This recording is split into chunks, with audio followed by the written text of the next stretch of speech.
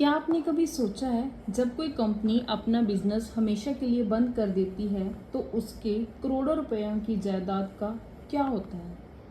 Employees की salary कौन देता है, बैंकों का लोन कैसे चुकाया जाता है और शेयर होल्डर्स को आखिर में कुछ मिलता भी है या नहीं। आज की इस वीडियो में हम लिक्विडेशन ऑफ कंपनीज को बिल्कुल आसान भाषा में समझेंगे। ये टॉपिक कॉमर्स एग्जाम्स के लिए बहुत ही महत्वपूर्ण रहने वाला है। लिक्विडेशन का मतलब क्या होता है? लिक्विडेशन मीन्स जब किसी कंपनी ने अपना बिजनेस स्थायी रूप से बंद करना हो और बंद करके अपने सभी एसेट्स को बेचकर जितनी लायबिलिटी पेंडिंग है उसका भुगतान करना हो। मीन्स कंपनी बंद करना, फिर एसेट्स को बेचना, उसके बाद लायबिलिटीज को चुकाना, अगर कुछ बचा है फिर शेयर होल्डर्स के बीच में बांट देना। इस सभी प्रोसेस को लिक्विडेशन ऑफ कंपनी बोलते हैं। अब कंपनी बंद होने के कारण क्या हो सकते हैं? क्यों एक कंपनी को बंद करने की जरूरत है?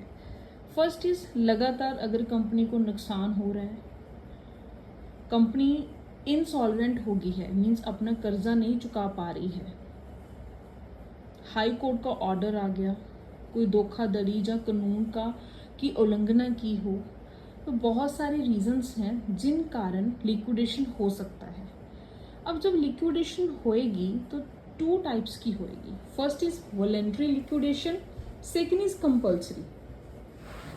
वॉलंटरी में क्या होता है, जब कंपनी स्वयं खुद से फैसला लेती है कि अभी उसने अपना बिजनेस बंद करना है तो उसे वॉलंटरी लिक्विडेशन बोलते हैं। Second is compulsory liquidation, means जब ट्राइब्यूनल फैसला देती है, आदेश देती है, कोर्ट आदेश देती है कि कंपनी को बंद किया जाए, दैट इज कंपल्सरी लिक्विडेशन। अब लिक्विडेशन के टाइम सबसे इम्पॉर्टेंट व्यक्ति कौन होता है? That is liquidator. लिक्विडेटर का काम क्या होता है? कंपनी की एसेट्स को बेचना, सभी देनदारियों का भुगतान करना, कानूनी प्रक्रिया पूरी करना और अंतिम रिपोर्ट प्रस्तुत करना, मीन्स लास्ट रिपोर्ट को पेश करना। सो ये सब लिक्विडेशन ऑफ कंपनी का जितना भी काम है एक कर्मचारी के ऊपर होता है जिसको हम लिक्विडेटर बोल देते हैं। ठीक है, वो सभी देखता है। जब पेमेंट करेगी, जब कोई कंपनी लिक्विडेट हो जाएगी, जब कंपनी की एसेट्स को बेचा जाता है, तो whenever the company is closed, the assets are sold, assets बेच दिए गए हैं। अब पेमेंट कैसे होगी, किसको पहले पेमेंट मिलेगी? What is the order of payment? First is liquidation expenses, second secured creditors, third preferential creditors, fourth unsecured creditors, fifth is preference shareholders और लास्ट में कुछ अगर मिलेगा, कोई पेमेंट मिलेगी तो वो मिलेगी इक्विटी शेयर होल्डर्स को। अब पेमेंट कहाँ जाएगी?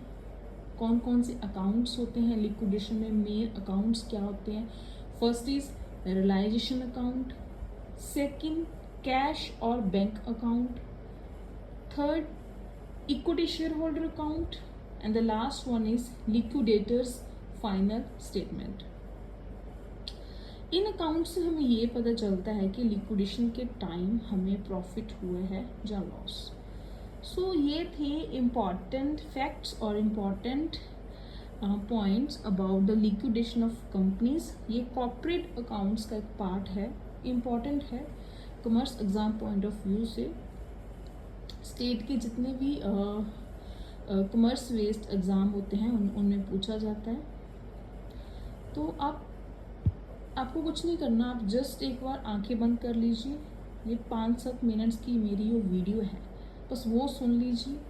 उसके बाद गूगल पे जाइए, कहीं भी जाइए, इम्पॉर्टेंट MCQs सर्च कीजिए। जब फिर मुझे कमेंट में बता दीजिए, मैं MCQs की एक सीरीज़ ले आऊँगी, आप थोड़ा सा कमेंट कर देना, तो इतने में आपका हो जाएगा। इससे बाहर मुझे नहीं लगता कि लिक्विडेशन के रिगार्डिंग कुछ आ सकता है। Thank you.